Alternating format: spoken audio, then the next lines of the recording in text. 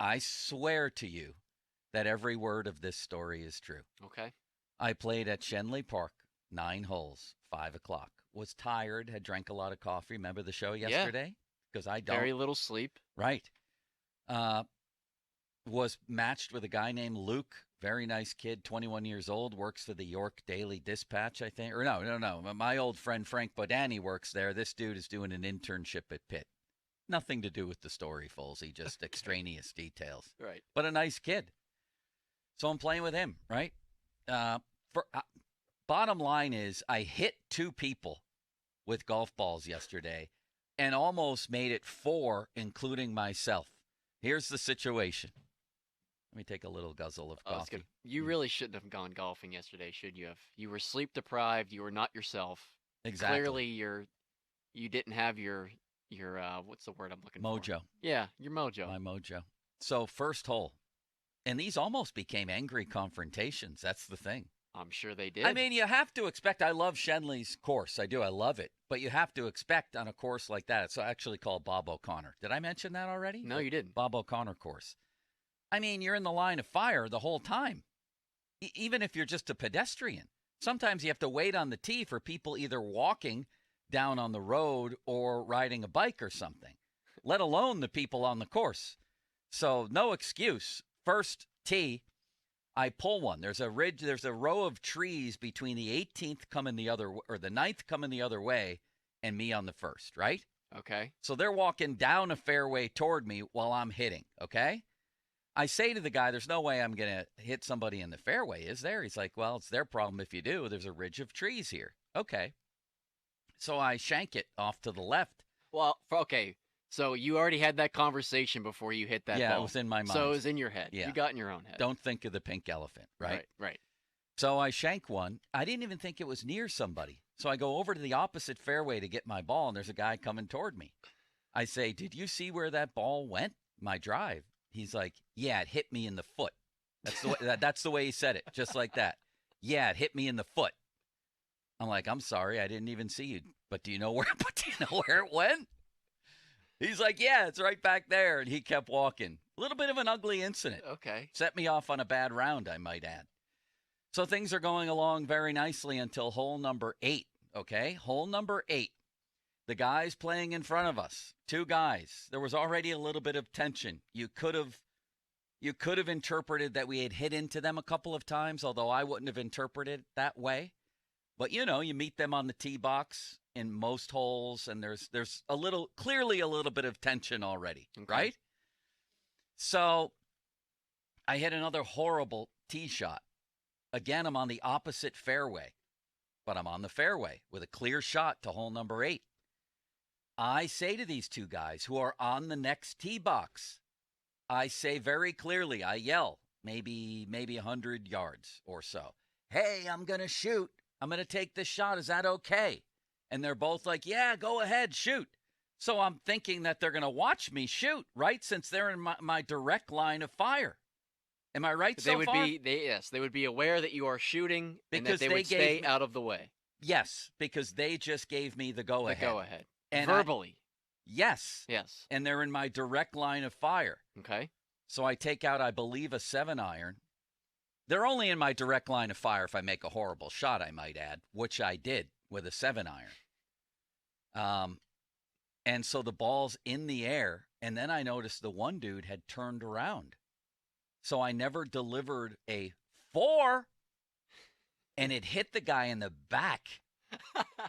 So this guy is staggering around. I've injured him. I've hit him in the back. He picks up my ball and whips it. No. Yeah, he whips it away. I never found it. So I'm like, oh my God, this is going to get me beaten up at Bob O'Connor Golf Course. So I go up to the guy. I'm like, dude, I am really sorry that happened. He's like, a 4 would have been nice. That was his quote.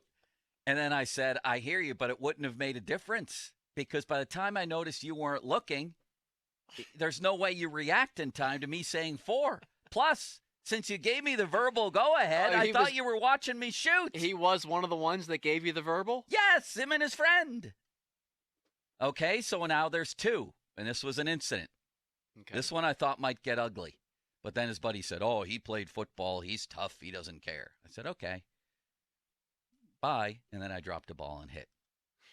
Unbelievably, then, on the ninth and final hole, yet another bad tee shot.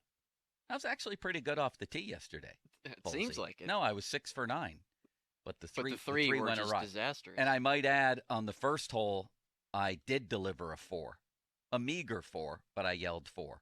Okay. So that guy whose attitude I didn't appreciate, he got a 4. It doesn't do any good. The 4. The only thing it Clearly, does, right? if it hit him in the foot, Right. Well, no. Yes, exactly. the first guy. But the only good a 4 is ever going to do is maybe to protect your head. You put your arms over your head so you don't get hit in the head. Right. So then I'm on the ninth hole. Horrible tee shot. I'm stuck behind a tree that's skinnier than Craig Riley. It's a little baby tree with dead branches, all right? So I pull out the hybrid. I'm thinking I can hit around this. I'm not right behind it, okay? There's a man and his girlfriend hitting, again, on the opposite fairway. I seem to wind up on the opposite fairway fairways a lot, yeah. So here I am. I'm thinking I'm going to shoot, okay? They both say okay. She's lining up for a shot going the other way. So I hit the hybrid pretty hard. Sure enough, it hits the skinny tree and ricochets back at 100 miles an hour. Almost hits me and then comes real close to hitting her. And then I'm thinking, now I'm dead because I just almost hit somebody's girlfriend, but instead she was okay with it and the boyfriend almost died laughing. I'm like, I can't believe that just happened. I told them the whole story I just told you. So I hit one guy in the foot, another guy in the back, almost myself in the face, and an innocent woman almost would have probably hit her in the back. The man from the first tee box, I was on the first tee box. He was coming down the other way on hole number 9, is on the phone? Yes, he is. Halsey? How did this happen? He said that, I believe, if I'm getting his story right, is that his son was listening earlier, and his son went golfing with him yesterday, saw this whole thing take place. He didn't have any idea who you were at the time, but his son called him or texted him and said, "Hey, I think they're talking about us on the radio right now." Well, this one didn't go so well because this guy who I'm about to talk to, he seemed upset, and I told you exactly how he said it. Yeah.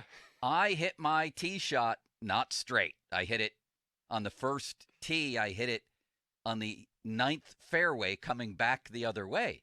So I said very nicely to this man, "Did you see my ball?" He said, "Yeah, it hit me in the foot." Just like that. So I guess we're going to speak to him now. What's his name, Folsey? Pete. Pete is on the Nemacolin fan hotline. Pete, what happened here? What's going on here? Well, yeah, you're right. You did hit me in the foot.